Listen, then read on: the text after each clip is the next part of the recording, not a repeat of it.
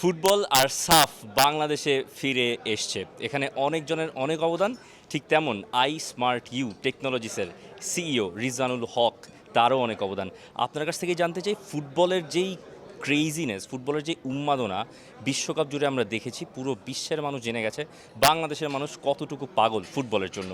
সেই ধারণা থেকেই কি আসলে সব কিছু খুব তাড়াতাড়ি দ্রুত হয়ে গেল? আচ্ছা, আমি বলবো যে one of the coincidence for us, because আমরা মাত্র ফুটবল ফিভার থেকে মনে হয় বেরোতে চাচ্ছিলাম। আমরা সবাই ফুটবল ফিভারে ছিলাম, পুরো নেশন।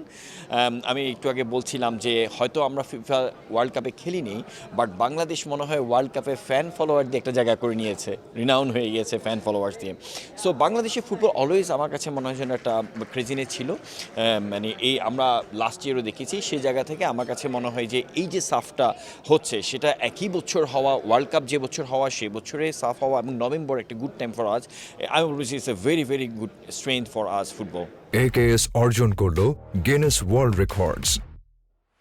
একেএস হাউ মাচ, মানে আপনি কতটুকু ফুটবল ভালোবাসেন সেটা একটু জানতে চাই। ফার্স্ট অফ অল হচ্ছে গিয়ে আমার I love football like anything. মানে অ্যাজ এ বেসিক মাই মানে পার্সোনাল লাইফ থেকে ওয়ান অফ দ্য পার্ট হচ্ছে গিয়ে আমার ফুটবল। এখনও আমি still I play football every week, এবং ফুটবলের ক্রেজি ফলোয়ার বলতে পারেন। গ্লোবালি যত ফুটবল খেলা হয়, স্পেশালি ইংলিশ প্রিমিয়ার লিগ, আপনার লা লিগা, সব কিছু আমি ফলো করি।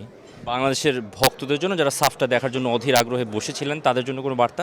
আচ্ছা, first of all from Tecno family, we are honoured and very proud to be a title sponsor of Tecno SAFF 2026। আপনারা জানেন যে অনেক দিন পর বাংলাদেশের সাফ আসছে, এবং সাফ কিন্তু বাংলাদেশ উইন করেছে বেশ আগে, অনেক আগে আমি বলবো।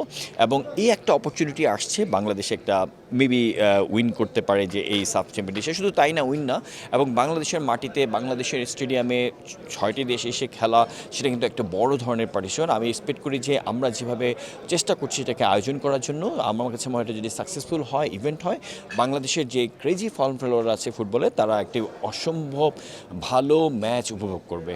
আমরা দারুণ একটা লোগো মোচন দেখলাম, একটা ভালো অডিও ভিজুয়াল ইন্ট্রো ছিল, সব কিছুর পেছনে আপনারও অনেক মানে ছিল, অবদান ছিল।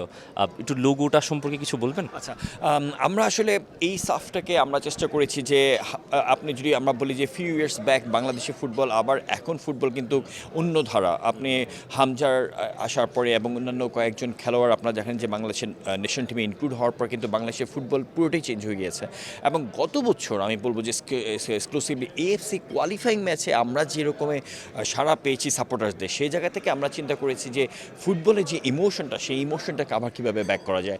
যেহেতু সাফের 2026 হচ্ছে, সেই লোগোটা দেখবেন আপনার বাংলাদেশের যে কালচার, যে হেরিটেজ, সেটাকে যেমন সংযুক্ত করা হচ্ছে। আমরা চেষ্টা করছি এই যে জার্নিটা পুরো নভেম্বরের 4 থেকে নভেম্বর 17 এবং নভেম্বর পর্যন্ত যে কটা মাস আছে, কীভাবে আমরা ইমোশনালি সাপোর্টটাকে আরও কানেক্ট করতে পারি, সেই জায়গাটা আমরা কাজ করছি। অনেক ধন্যবাদ আমাদের সঙ্গে এতক্ষণ সময় দেওয়ার জন্য। Thank you so much. Thank you so much.